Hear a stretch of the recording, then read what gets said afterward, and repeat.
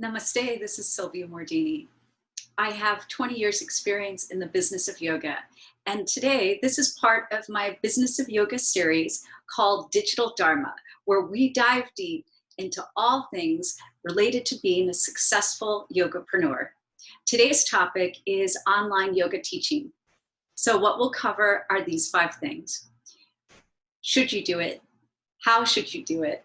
The class setup, class sequencing, and what should you charge? So those 5 things are what we'll cover in today's session. So let's get started. If you are a yoga teacher in this moment in time, you are asking yourself very likely, should I be teaching yoga online? And then the next question is, how do I do it? They're related, but first let's tackle the first one, should you? Don't do it because you see everyone else doing it. Try to make sure that you're not in scarcity mindset.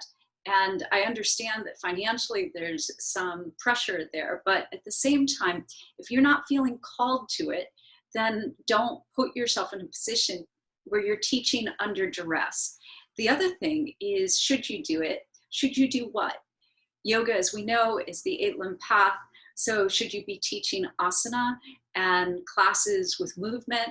Or is this a moment in time where you can choose, if you want to, teach meditation, teach breath work, teach philosophy? So should you do it, just really tap in to understand what it is that you are talking about. And just because right now you may be seeing the majority of yoga in the online world as yoga movement and asana, doesn't mean that you have to do that too. Then the next question, how do I do it? There's so much research that you can do, but I'm here to make it easy for you and to shortcut all of that effort. So look for my other videos where I tell you exactly the equipment that you might want to consider using, because the investment is real. In order to get a quality effect, you have to put some money into it and use some quality tools, just like anything else. Then the how should I do it? How is in, what's the circumstances that you're living in right now? Do you have a space that's appropriate? Are there other people around you? So that how, you have to find a situation where you actually have the ability to film whatever kind of class you might be interested in teaching, whether it's asana, breathwork, meditation, or philosophy, that you have a situation that is easeful for you to teach. And that once you set it up, you can repeatedly tape in that same situation, rather than putting it together and then tearing things down and then having to go back and forth every single day. It takes a long time. Let's say if you invest 30, 40 minutes in the setup and then the breakdown, that's a lot of time invested. So try to find a situation in the how where you can already have things set up and you can just go and film. The how, I also want you to consider batching your work. So you could decide, I am going to film X number of classes right now. One will be live, but while I'm set up, I'm going to now conduct 3 more classes. So in that same setup and time period, while you're warmed up as well and you're focused, you could film at least 2, 3, 4 classes. Then that brings us to the class setup. So the class setup requires a lot of extra time and practice, and you're seeing a wide range of offerings right now. But in order to be as professional as we can be in this moment online, as you transition maybe from in-person teachings, then that means that you need to put a little bit more time in setting things up, filming, then taking a look to see if that's what you thought it would be, and making sure that all of your equipment is set up appropriately so that the sound makes sense. If you're trying to use music, that you understand what's involved in using music. And it is a lot more involved using music and royalty rights and a number of different things as compared to no music, and allow yourself to get started in a more simple fashion. So the setup, the arrangement of your mat, you could have it so that you have the short side of the mat facing out, but then you won't be able to connect with students who want to see your form. So I highly recommend that you have your mat horizontal to the way that they are set up, so that it's a perpendicular T-like arrangement. That way they can be looking at you and they can see your alignment, your form, and not just hear your verbal cues. So many people love the practice and are visual learners.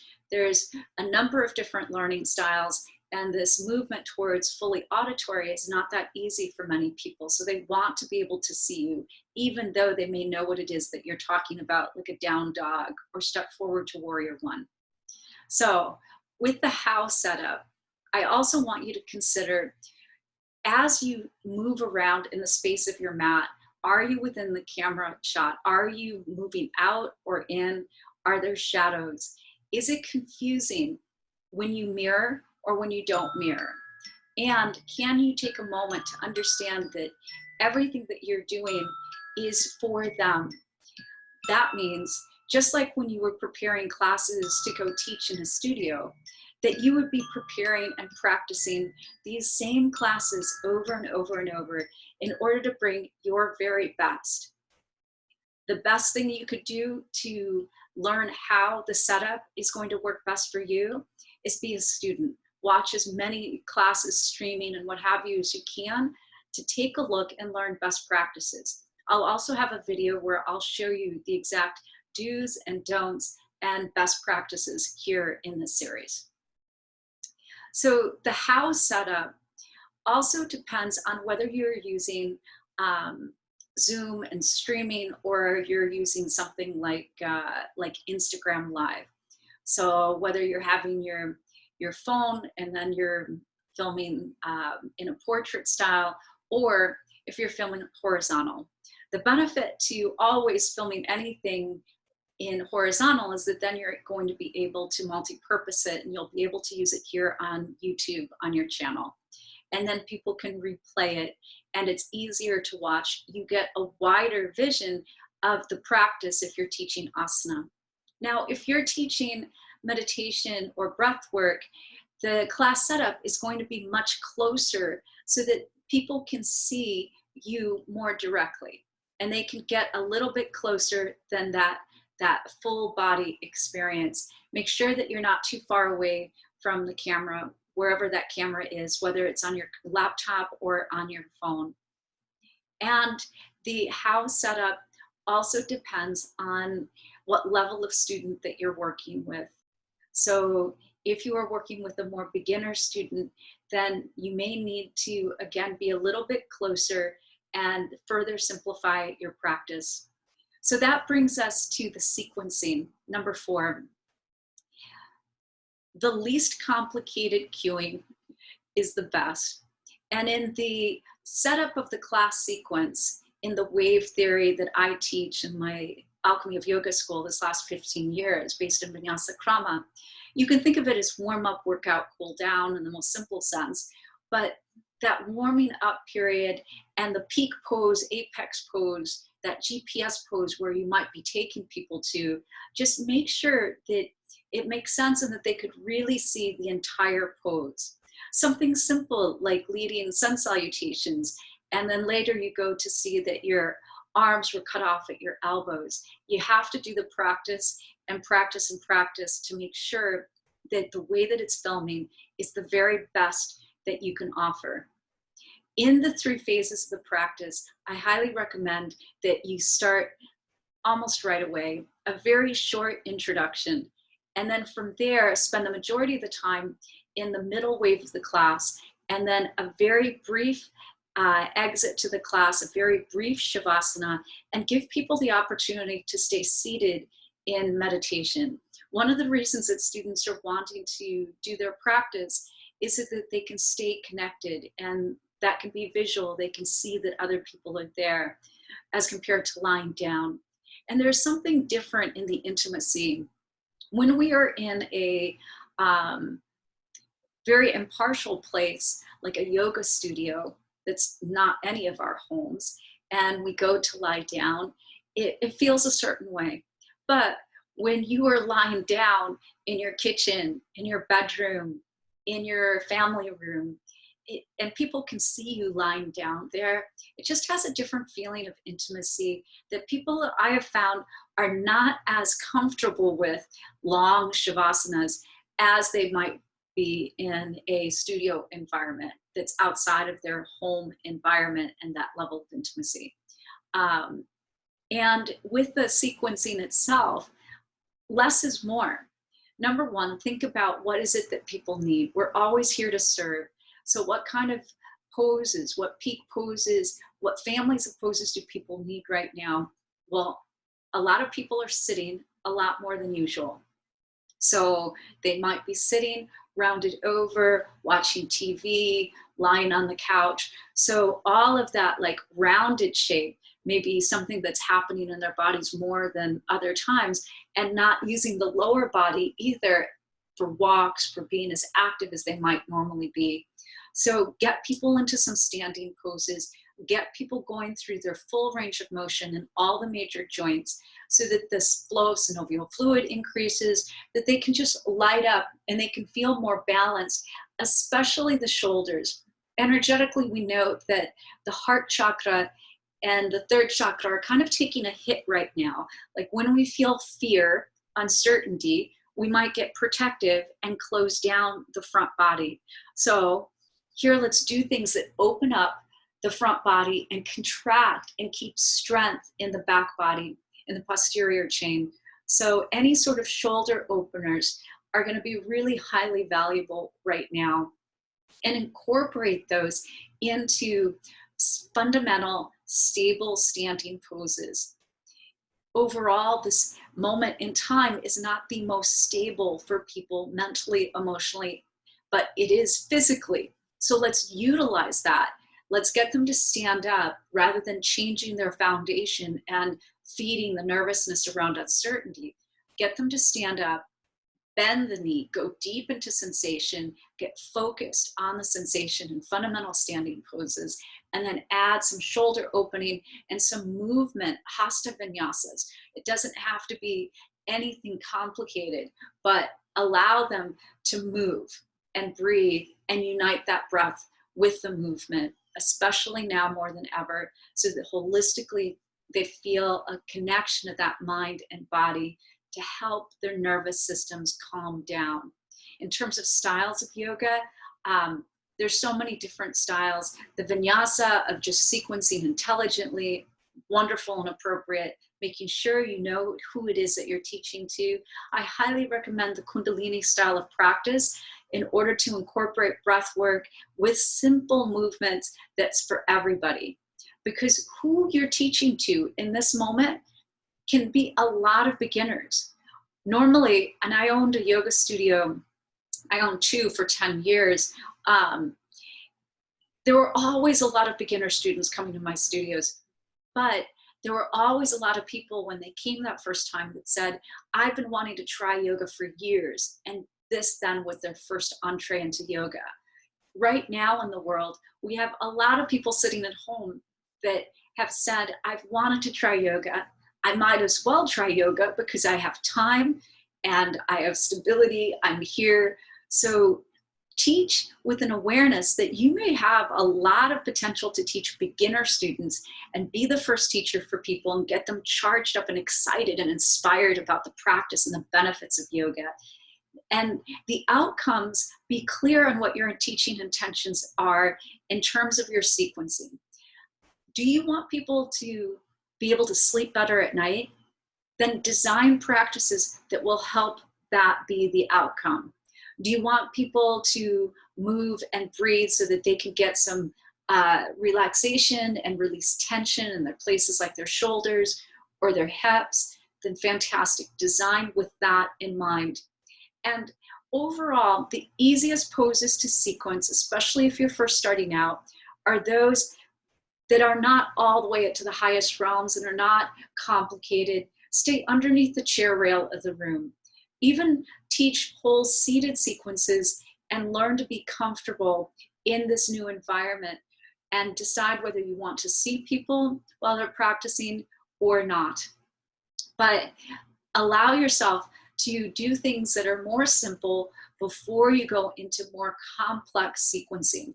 And remember, when people are in a downward facing dog, they can't see where you are. They can't see the laptop or their phone that they're practicing with you on. So either get really explicit about your cues, or try to think of times and ways that you can use another home base pose besides always down dog where they can't see you, especially for transitions. So start simple. That leads me to the fifth part, and that is cost. So how much do you charge? Well, first we should ask, is the value of what you're giving, is it ready to ask people to pay you some sort of compensation?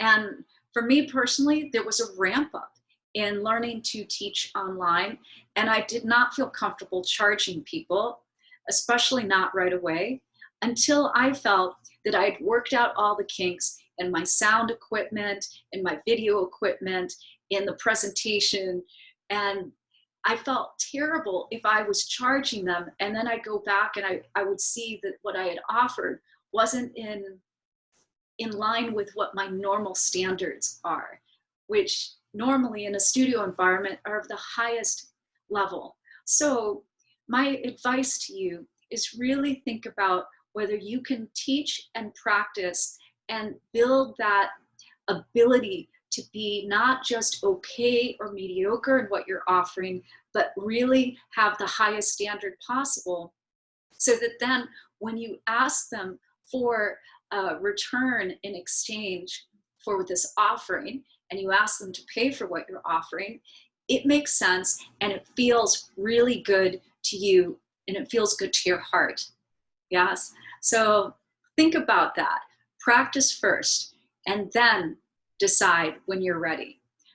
Also, think about where you want to practice. Do you want to practice for free on Instagram every single day and get used to speaking to people that can't hear you, get used to seeing people's comments and feedback, and use it as a mechanism to have a conversation with people so they can give you their feedback to you?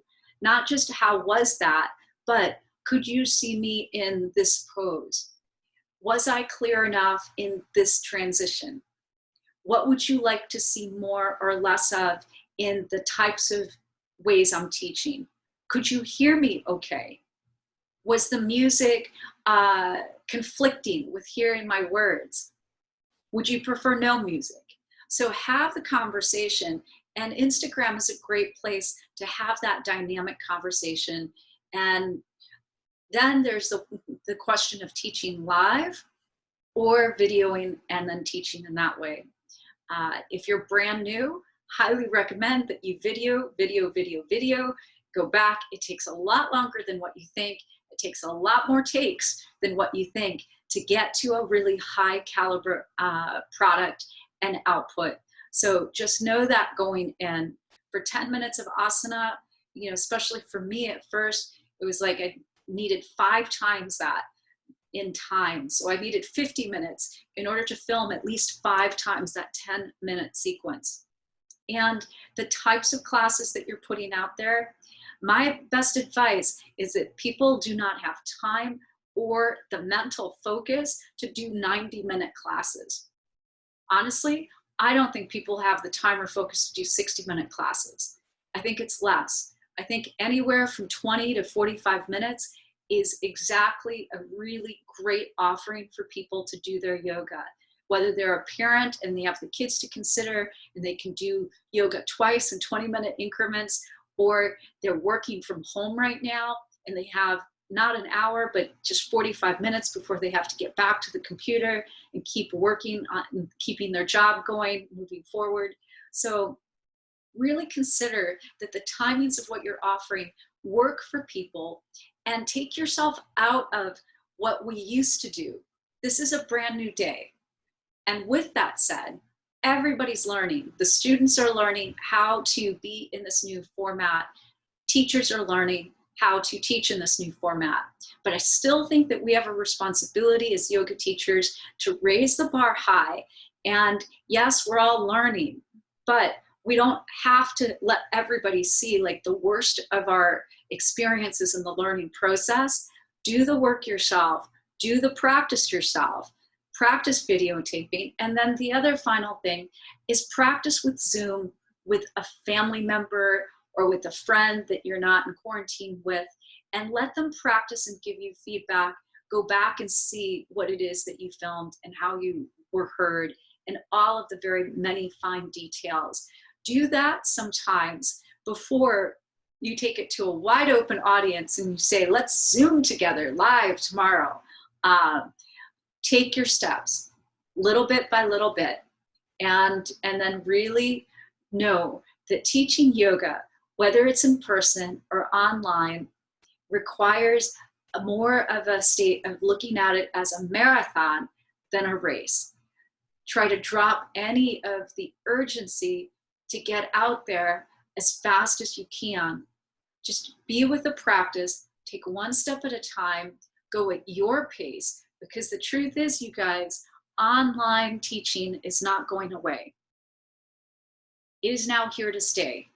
And I want to give grace and thanks to one of my most wonderful teachers, Alana Cavalia, who was like the first penguin, the pioneer in this online learning forum.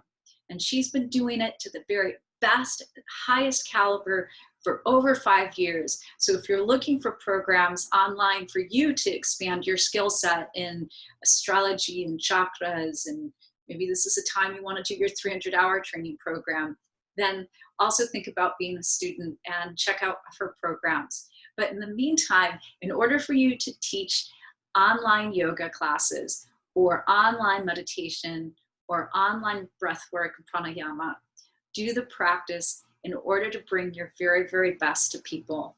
And with that, I just want to say thank you so much. I know that you guys are amazing, and my heart is just so dedicated to all the teachers out there, as it has been. I'm considered a teacher of teachers. I'm on your side, and look at my website if you want more information or materials. I have a lot of different worksheets and lots of offerings. My role, my Dharma, is to make it easier for you, to save you the time, the energy, the money, and the frustration in taking your skills that next level, whether it's online or in person.